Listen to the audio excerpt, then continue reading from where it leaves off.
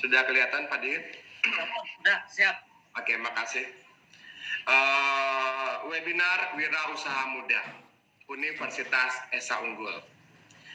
Tadi dikatakan bahwa tema kita wirausaha siapa takut. Bagi anak-anak muda, saya rasa ini sering didengarkan kita semuanya. Bahkan di radio, di televisi, di media, bahkan ibu kita pun, Ibu Dewi Motik sering membangkitkan buat para anak-anak muda bagaimana ayo kita menjadi seorang wirausaha. Nah, apalagi bagi anak-anak muda. Tentunya kayak saya, Pak Dihin mungkin, atau mungkin Mas Bugi ya, kita juga sudah terlambat untuk bicara wirausaha muda. Karena usia kita juga sudah tidak seperti anak-anak kuliahan lagi. Sebenarnya kenapa sih nggak dari dulu gitu kita dengar seperti ini? Apalagi kita kenal dengan Ibu Dewi Motik. Kenapa kita kenalnya sekarang? Pada saat kita di sini. Pada saat kita seusia mereka, seusia teman-teman mahasiswa di sini, tentunya kita sudah berbeda nanti kalau kita kenal di awal. Nah, di sini kita lihat sekarang kondisi Indonesia yang saat ini dengan kondisi pandemi. Tentunya kita tahu bersama bahwa dunia kerja saat ini sangat sulit. Tetapi di dalam kesulitan pasti ada kemudahan. Dan tentunya pasti banyak kemudahan-kemudahan yang ada yang timbul dari kesulitan ini. Orang yang bekerja di kantor mungkin sekarang sudah WFH, sudah juga dirumahkan, ada juga yang mendapat penghasilan hanya 50%, bahkan sampai 25%, atau mungkin karena dia harus hadir ke kantor baru dibayar. Nah, itu semua menjadi satu pelajaran buat kita semua, bahwa seorang karyawan masih tergantung oleh sebuah organisasi yang kita sebut sebagai perusahaan. Nah, tentunya bagi anak-anak muda, bagi rekan-rekan mahasiswa, bagi anak-anak SMA, ini sebuah tanda, sebuah peringatan buat teman-teman semua. Ini semua bisa timbul di kemudian hari, kita nggak tahu di zaman kalian nanti pada saat kalian sudah bekerja, sudah berusaha, bisa saja. Nah, kita harus siap dari sekarang. Kita bicara entrepreneur.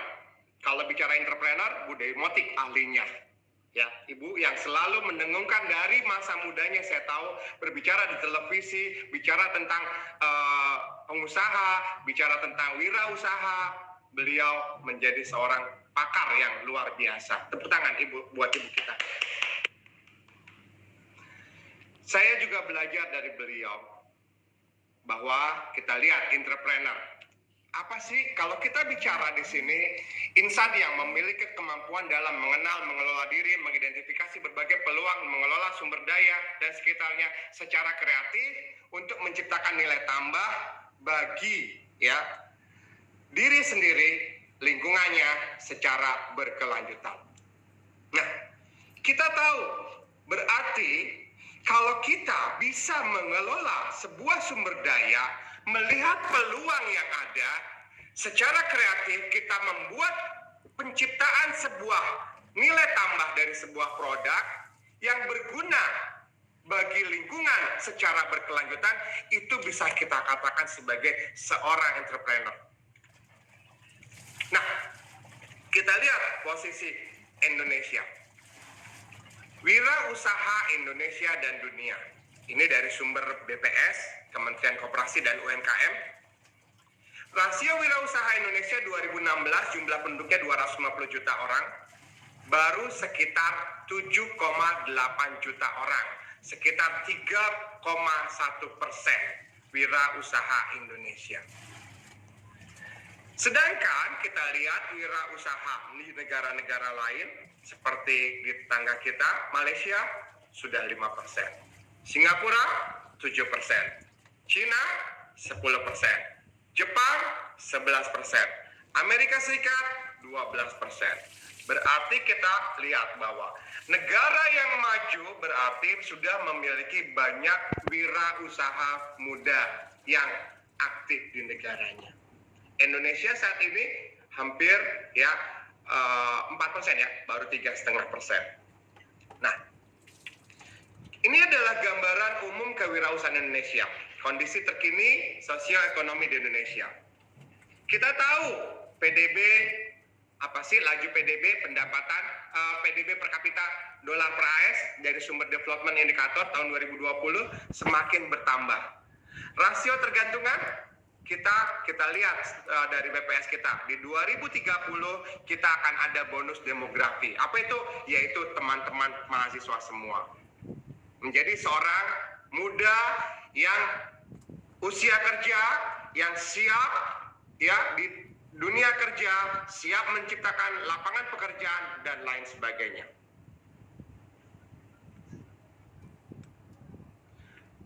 Kalau kita lihat proporsi penduduk menurut usianya dari 0 sampai 100% di situ kita lihat 0 sampai 14 tahun itu yang warna biru, 15 sampai 24, 25 sampai 54 tahun yang warna abu-abu. Itu sangat panjang, sangat banyak berarti. Nah, itulah usia rentang dari 25 sampai 54 kita katakan sekarang dari menurut aturan PBB bahwa itu adalah usia muda atau dikatakan pemuda. Berarti yang 50 juga masih pemuda. Jangan takut berarti Mas Bugi, kita masih bisa jadi pemuda. Nah, berarti dengan adanya rentang penduduk yang semakin tinggi tadi usia produktif, itu adalah bonus Indonesia untuk maju, untuk membuat peluang-peluang wirausaha muda yang ada. Kalau kita lihat persepsi pemuda terhadap wirausaha berdasarkan hasil surveinya, ya, di Indonesia ingin menjadi pengusaha di masa depan itu sekitar berapa sih? 35% pemuda usia 15 sampai 35 tahun ingin menjadi pengusaha di masa depan. Nah, di situ kita lihat berarti ya persepsi merupakan yang tertinggi di negara-negara ASEAN. Indonesia sudah 35%. Persepsinya bahwa pemuda terhadap wirausaha berarti sangat tinggi. Thailand baru 30%, Vietnam masih 25%, Malaysia 22%, Filipina 18%, Singapura hanya 16%. Berarti semakin turun. Berarti di Indonesia semakin tinggi bahwa pemuda ingin menjadi pengusaha di masa depan. Selain menjadi wirausaha, pemuda Indonesia juga memiliki persepsi yang baik untuk bekerja di perusahaan multinasional, pemerintahan, perusahaan berskala besar, startup, organisasi nirlaba. Nah, ini loh yang di sisi lain ketertarikan pemuda untuk melanjutkan bisnis keluarga dan UMKM semakin berkurang. Jadi, kita lihat selain menjadi wirausaha punya persepsi yang baik di semua perusahaan. Tetapi bagaimana pemuda-pemuda tadi mau melanjutkan bisnis keluarga? Oh, sangat-sangat kecil. Bagaimana pemuda-pemuda tadi bekerja di UKM? Sangat-sangat kecil. Karena kalau kita tahu bahwa UKM di Indonesia mungkin hampir banyak ibu-ibu ya, bapak-bapak, tapi pemuda-pemuda kita lebih banyak mau bicara nanti ke startup, ke perusahaan-perusahaan berskala besar, ke perusahaan multinasional, ke pemerintahan, ke organisasi nirlaba. Nah, kenapa muncul itu? Sekarang kita tanya di sini. Apakah saya cocok menjadi pengusaha? Tanya pada diri sendiri semuanya. Sebelum bertanya pada diri sendiri, mungkin perlu ditanyakan juga pada diri sendiri lagi. Apakah saya cocok jadi dokter? Apa saya cocok jadi lawyer, pengacara? Apa saya cocok jadi karyawan? Sama kan? Cocok apa? Saya cocok jadi pengusaha. Tidak ada semua berpikir ke arah sana. Semua orang pasti akan menentukan, oh saya cocoknya jadi apa ya? Saya cocoknya jadi apa ya? Akan kebingungan. Sekarang, apakah kalian cocok jadi pengusaha? Tanya sama diri kalian sendiri. Jadi pengusaha itu nggak gampang loh. Pengusaha itu penuh dengan liku-liku. Mulai dari nol, bahkan bisa minus, bahkan bisa kesana kesini.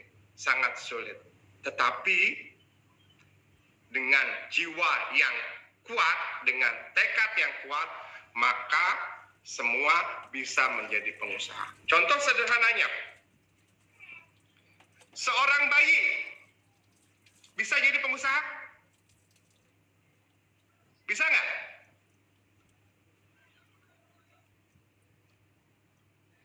Kenapa bisa kita katakan seorang bayi ditanya jadi pengusaha bisa nggak? Siapa yang bisa jawab? Bisa, Pak. Bisa nggak? Bisa, Pak. Bisa. Kenapa?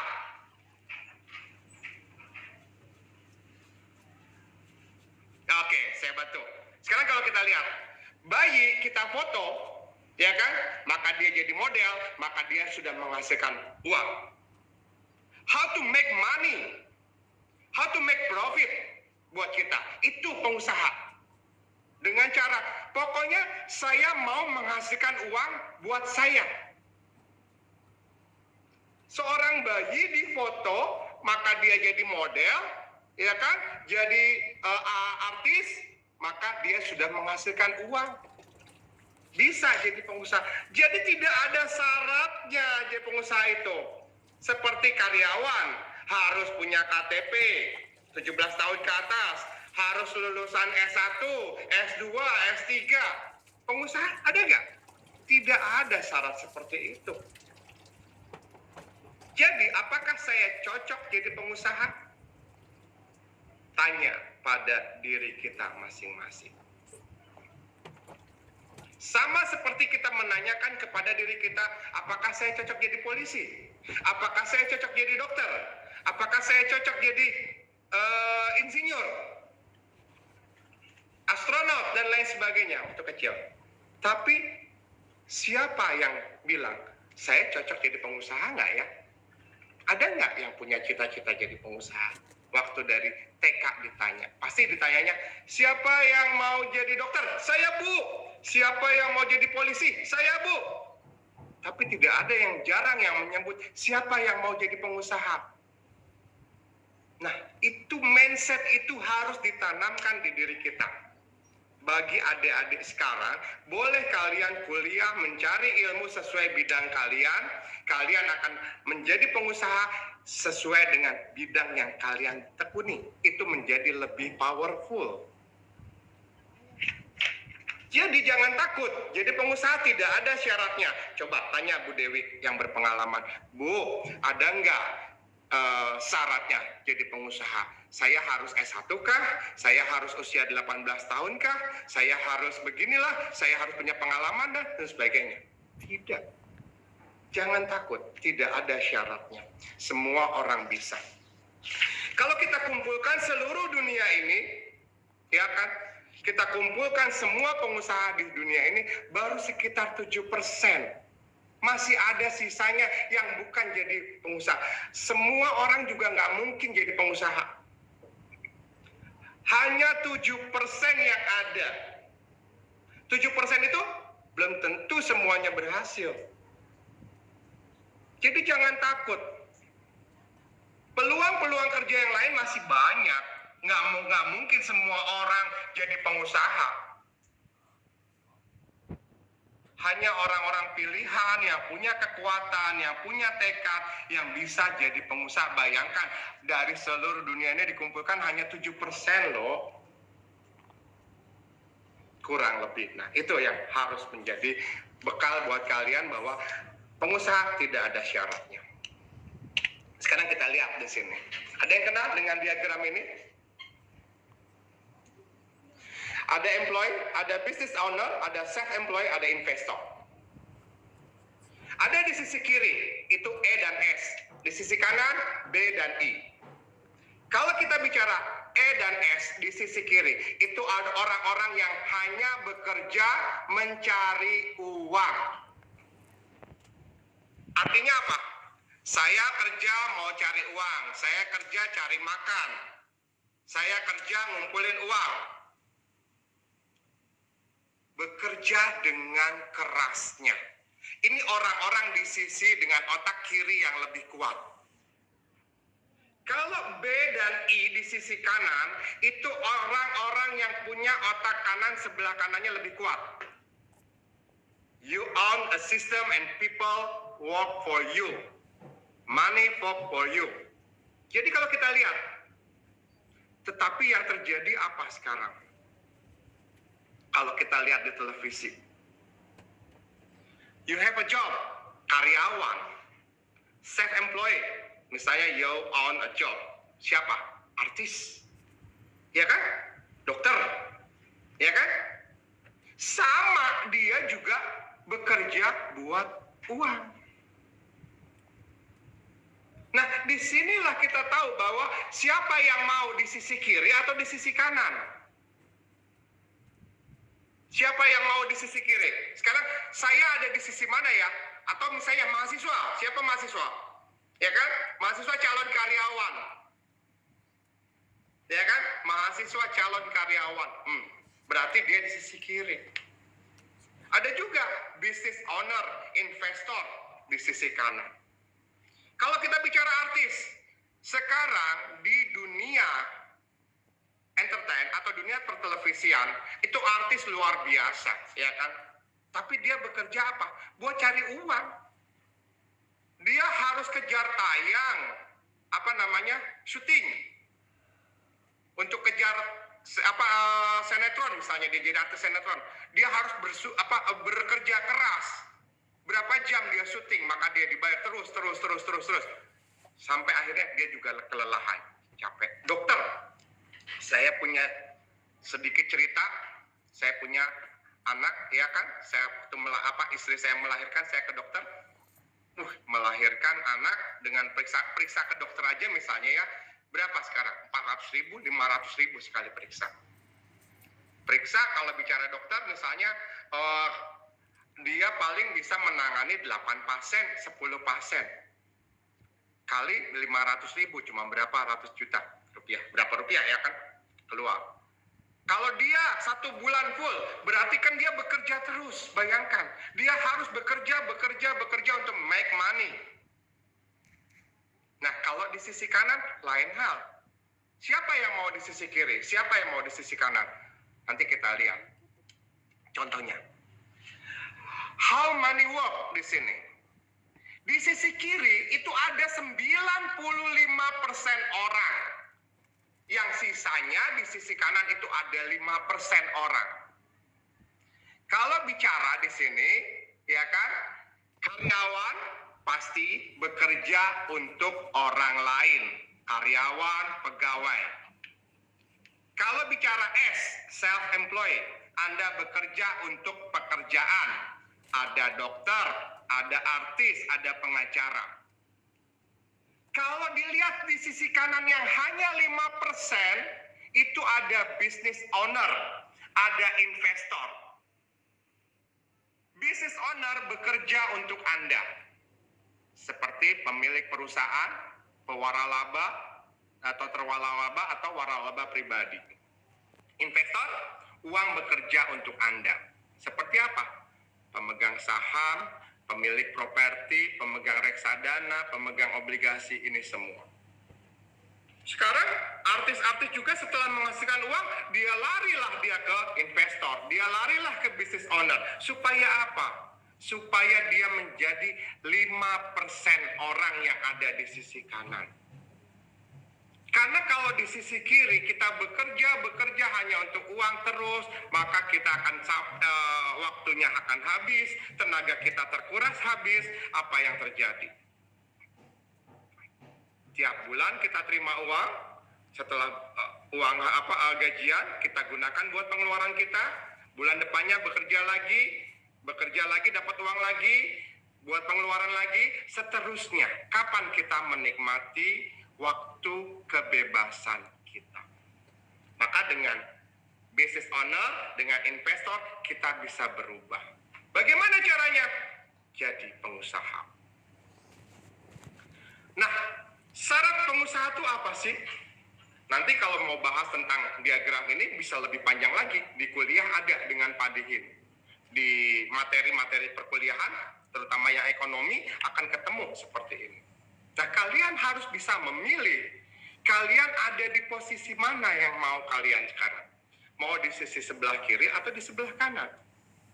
Kalau kalian sudah menekadkan menjadi seorang pengusaha, tadi kita katakan, apa saja menjadi seorang pengusaha itu, apa sih yang harus kita miliki? Ada syaratnya? Nggak ada. Ada ketentuannya? Nggak ada.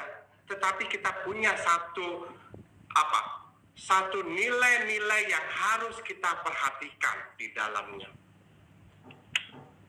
Ada sifat penting menjadi pengusaha. Apa? Yang pertama bicara tentang visi. Kalau kita bicara visi di sini, ya kan? Visi kalau kita sebut itu adalah sifat terpenting dari pemimpin. Hal terpenting adalah menanamkan mimpi, mendorong orang-orang di sekitar kita menjadi percaya pada visi kita. Pada awalnya sebuah visi diperoleh melalui pernyataan misi. Tanyakan pada diri kita secara sederhana, mengapa kita ada? Periksa pernyataan misi kita dan dapatkan pemahaman tentang bisnis yang kita lakukan saat ini. Saat kita memahami mengapa kita ada dan masalah apa yang bisa kita selesaikan saat ini, maka kita bisa mulai memvisualisasikan seperti apa bisnis kita di masa depan. Jadi kita harus tegas ketika memvisualisasikan bisnis kita. Setelah kita punya pernyataan misi, jangan takut berpikir di luar kotak. Yang katanya orang bicara out of the box. Yang biasanya kita bekerja, ya kan? Yang biasanya kita dicekoki oleh orang tua, oh kamu kuliah yang rajin supaya bekerja, nanti dapat di pemerintah, pegawai negeri, dapat di kantor yang baik, dapat di kerja yang baik dan sebagainya. Kita bisa berpikir di luar kotak. Bagaimana kalau saya yang menciptakan pekerjaan? Jadi, untuk menulis pernyataan visi, fokus pada dasar-dasar pernyataan misi kita. Jadi, jika bisnis kecil kita adalah sebuah karir secara freelance, maka kita bisa membuka toko baru ini, maka kita bisa melihat bisnis tersebut. 5 tahun ke depan, kita ngapain lagi? Mulai bentuk gambaran di dalam diri kita. Saya mulai jualan A, saya mulai bisnis B, kecil-kecilan dan sebagainya. Oh, bagi teman dan sebagainya. Berkembang. Maka kita membuat sebuah visi tentang diri kita, tentang usaha kita di sini. Setelah itu, ekstrak visi kita menjadi pernyataan yang berguna. 5 tahun dari sekarang, nama bisnis saya ini akan seperti ini, akan menjadi seperti ini. Jadi kita punya satu kekuatan di dalam diri kita. Setelah itu kita harus punya apa? Komitmen dari pernyataan visi yang kita buat tadi. Itu secara sederhananya. Kemudian kita harus fokus. Keberadaan fokus menjadi koridor agar pergerakan usaha apa yang kita miliki menjadi lebih terarah dengan sedikit mengesampingkan hal-hal yang bisa membuat fokus kita berubah. Sesekali kita perlu untuk tidak peduli akan peluang yang muncul, meneruskan tujuan serta cita-cita yang kita tanam sejak awal. Nah, ini fokus. That's the point yang harus kalian tetapkan. Kalian harus punya satu hal yang penting untuk menjaga fokus tadi.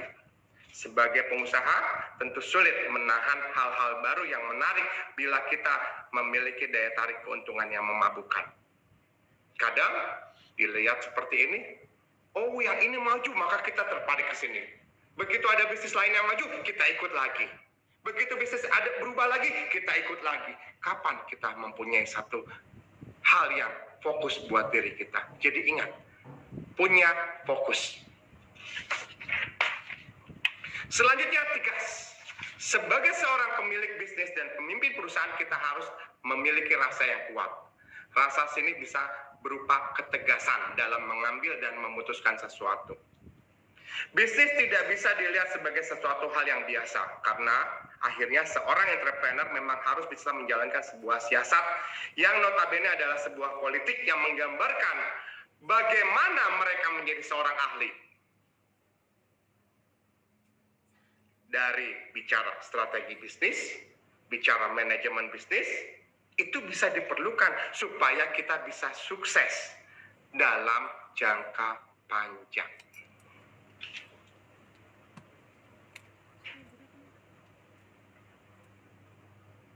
Jadi, seorang entrepreneur memiliki sikap yang tegas dalam membuat keputusan untuk bisnisnya, itu hal yang penting, yang harus kalian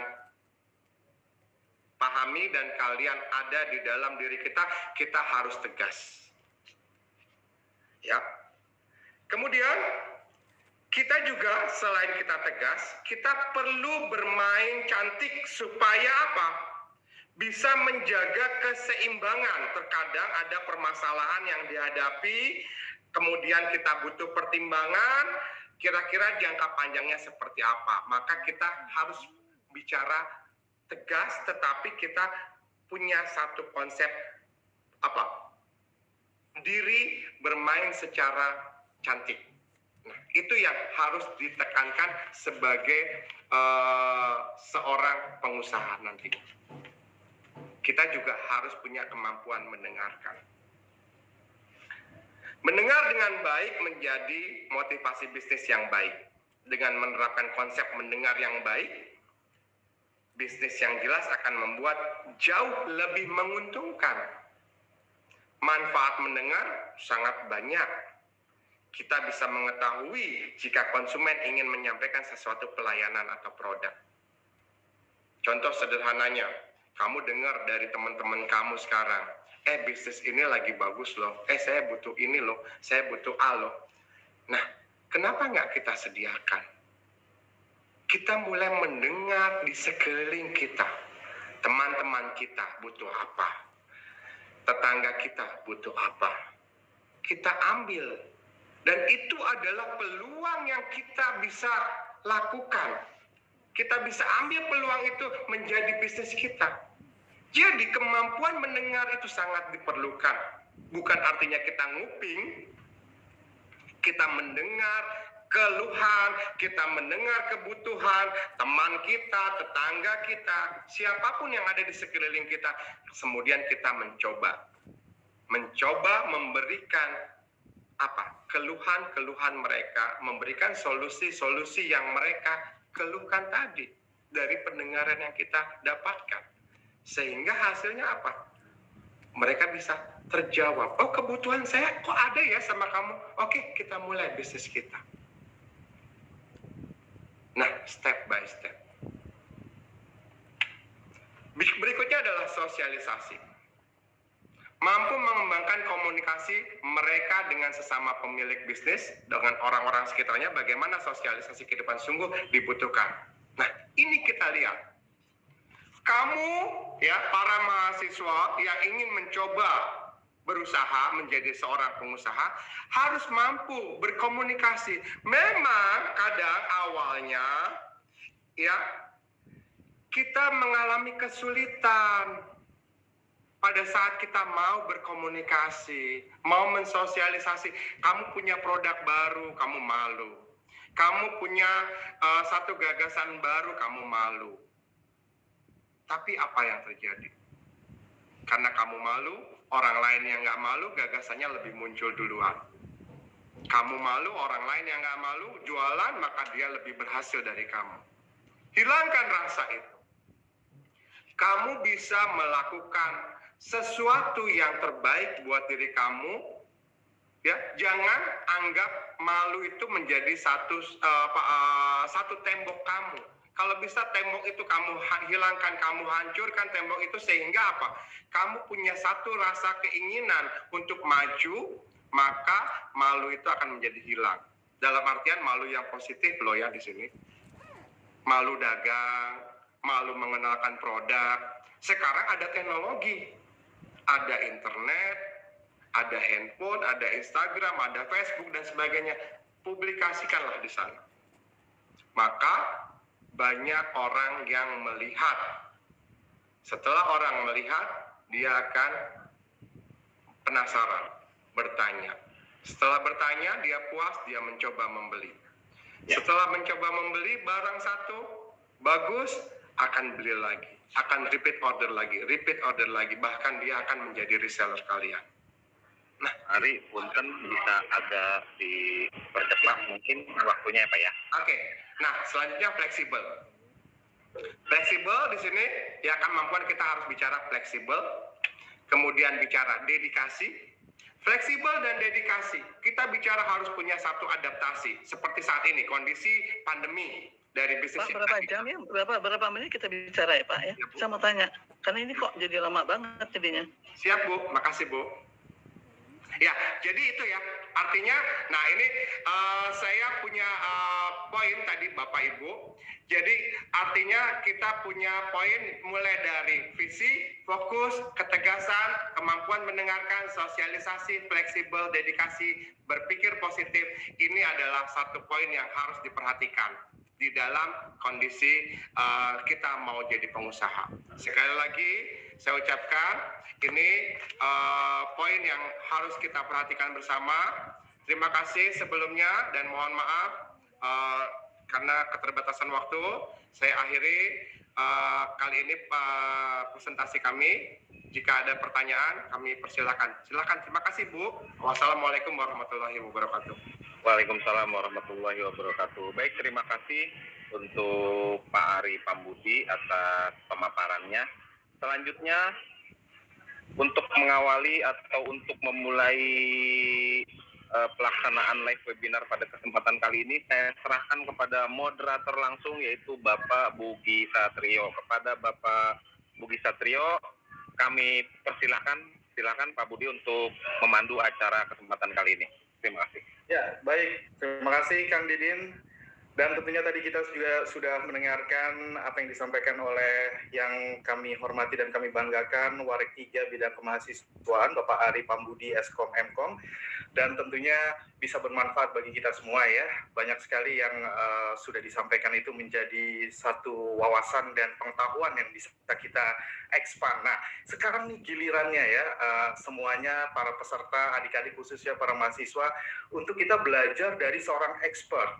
Karena beliau tidak hanya dilengkapi oleh ilmu dan pengetahuan yang mumpuni, tetapi juga secara